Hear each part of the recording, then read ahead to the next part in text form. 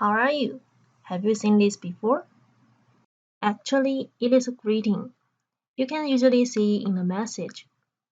And what they really want to express is, how are you? But they want to type less words, so they use how are you instead. And the question is, could we use it also in the email? So today's topic will be sending emails. And I'll focus on points we should notice. I prepared a PowerPoint to make it clear. We are talking about the tips that can tell us how to be polite and not to offend others. This is my outline, and we are talking about three things. First, spelling and punctuation, then subject line, and last but not least, language. So first of all, I'm going to talk about spelling and punctuation. These two things are the most basic things, so we have to pay attention to them. And the accuracy of them is very important too. If we don't notice about it, it seems like you don't take it serious. Here are some examples of errors. As you know, how are you shouldn't be spelled like this. It is incorrect, so you cannot use it in the email. And the punctuation. What a beautiful girl she is.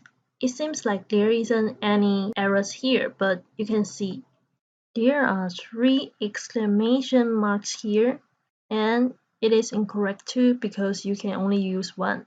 Next, subject line. It is an important part of an email because it's like an overview of an email, and it usually is the purpose of an email. So we have to make it clear and specific so that the receiver can know what is the email for. Now, I would like to show you where the subject line is in email. So first, go to email. If you want to send an email, you will press Compose to start new message. Here is the place you enter your receiver, and this is for your content, and here is the subject line. After you send your email, your receiver can see the subject line here, like this, so that they can know the purpose of the emails. But what if you don't know what to type in the subject line? In Google, I found a very interesting function that may help you. First, type in the content you need, and then click the subject line. And you will see the suggestion from the system what you can type in the subject line. And if you think the suggestion fit your content, press right key on your keyboard so that the system will help you type it on the subject line. Isn't it useful? Now, let's go back to the PowerPoint. Last, language. Language plays an essential role in politeness, and you can apply it into not only your email but also your conversation. So how do we do it? First, you have to know that if you want to be polite, you have to use indirect language to lower the force of your language. Besides, make good use of would and could. It can also lower the force of your language. You have to be aware of that. Please and thank you, thanks cannot completely represent polite. So if you use wrong language and you add an please or thank you, thanks in the end, there isn't any difference because people still feel offended. And how to be indirect. There are some things you have to avoid.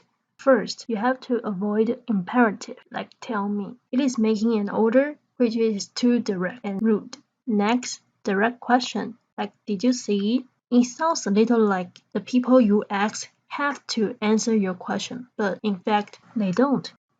Elliptical request, like any news. It seems like a direct question because they are also request for something, and it is an incomplete sentence, so it's also rude. And the word want, like I want you to speak. It is a word that seems to put focus on self, so it is rude. Next, we will talk about could and would, how to use it. For example, want. We will change it to would like. and do you mind? We will change it into would you mind? Tell me.